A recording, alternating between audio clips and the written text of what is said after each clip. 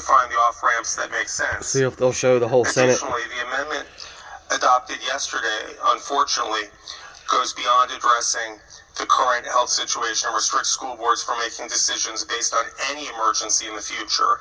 At a minimum, it should be tied to COVID, this bill. But this bill applies forever, regardless of whatever contagion, outbreak, or disease occurs. I never would have thought of COVID. If you asked me 5 years ago, would everyone need to wear masks to keep schools open, I would have been baffled. But you know what? It allowed schools to be open more safely. And I think it's time that we provide an off-ramp. But this bill doesn't provide an off-ramp that's guided by science. It just provides a full stop lift of the mandate, regardless of the circumstances, regardless of the community We need an transmission end rates, date, an end goal for regardless the of that school masks. district. This is ridiculous. So with that, I ask that we defeat the bill. Let me see if they'll show the whole Senate. The senior senator from Richmond City, Senator McClellan. Thank you, Madam President. McClellan. Speaking to the bill, Senator may continue. Thank you, Madam President.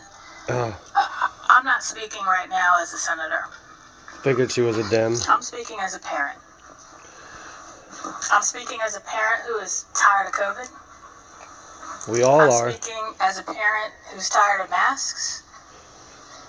I'm speaking as a parent who is tired of staying vigilant for going into the third year in order to keep my 6-year-old, my 11-year-old, and my 89-year-old mother safe while making sure they're not isolated. And it's been difficult. It's been very difficult. And part of what's been difficult is watching over 2 years public health decisions and our children become political footballs. Not necessarily by people in this body, but across the country. Yes, absolutely. Our children and public health decisions have become political footballs, and we all lose. I'm speaking as a parent of a Richmond public school children who appreciates the care with which the superintendent, the administration, and the school board has worked to balance the needs of educating our children and keeping them and the adults in the school building safe, because children aren't the only ones there. I'm speaking as a parent who thinks that as long as COVID or any other communicable disease is active, and especially when it's surging, that we need to make sure our schools have the flexibility to mitigate the spread. I'm speaking as a Black mother who is dismayed that, like many other health disparities, COVID, its long-term impacts, hospitalizations, and deaths have disproportionately impacted Black and brown communities. I'm speaking as a parent who agrees we need to listen to parents. All parents. We need to listen to the parents of 3- and 4-year-old preschool kids in school-based preschools who are still not eligible for the vaccine, although there's hope they will be soon. They don't need a vaccine. They're young. They have a good We should immune listen system. to the parents of the immunocompromised children and those with pre-existing conditions who are at greater risk of the negative impacts of COVID. We should listen to the physicians and the public health experts. The American Academy of Pediatrics, the Virginia chapter, my pediatrician, the CDC, based on a significant body of data, still recognize masking to mitigate the spread of COVID in our schools. And here's why.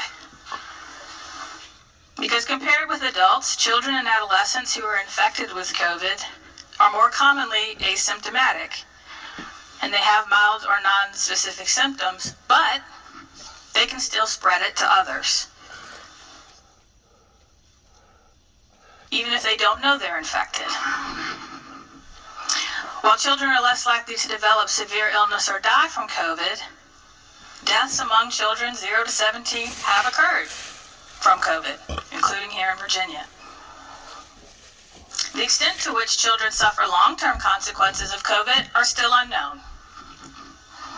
And although the rates of severe outcomes, such as hospitalization and death among children and adolescents are low, a higher proportion of COVID cases in Black and brown school-age children found themselves hospitalized or requiring ICU admission than those among white school-age children. We should also listen to the adults who work inside the school building, who are under more stress than ever before. And studies estimate that approximately 1/4 of teachers are at higher risk of serious consequences of COVID-19 because of underlying medical conditions, raising legitimate concerns about the occupational risk of COVID infections for teachers and school staff. As amended, this bill undermines the authority granted to local school divisions in our state constitution over the supervision of schools, including, as the Supreme Court has often said, decisions regarding the safety and welfare of our students. The bill does not include any requirement, which was in the bill we adopted last year, that schools adhere to the CDC's guidelines to the maximum extent practicable. Instead, we are substituting the opinions of politicians for research-based guidelines and public health experts. I am particularly concerned about the provision regarding preschool children, because they still aren't eligible for vaccines and therefore are at higher risk of getting and spreading COVID. The bill has no provision for what happens in the event of another COVID variant. We've heard news that there may be one coming. Or if there's another There's communicable always disease, another variant coming. it could be even more deadly. The bill has no provision for what happens if there's an outbreak at a particular community or school. And while rates were going down in some jurisdictions, when session started, rates in the Richmond area were still at 30-40%. The bill has no provision for what happens if there aren't enough teachers or staff to teach at a school. And we've seen incidents of that. We will eventually get back to normal. In 3 We all years. want that. But we have to do it in a way that is safe for everyone. Not a one-size-fits-all approach that doesn't meet the particular needs and circumstances of a particular community or school. And even the states that were referenced yesterday by the senator from Fairfax City, who have moved to lift mask mandates, have left flexibility for the local schools to do what they need to do to mitigate particular spreads in their communities. We don't have that here. So yes, I agree we need to listen to parents. We also need to listen to children.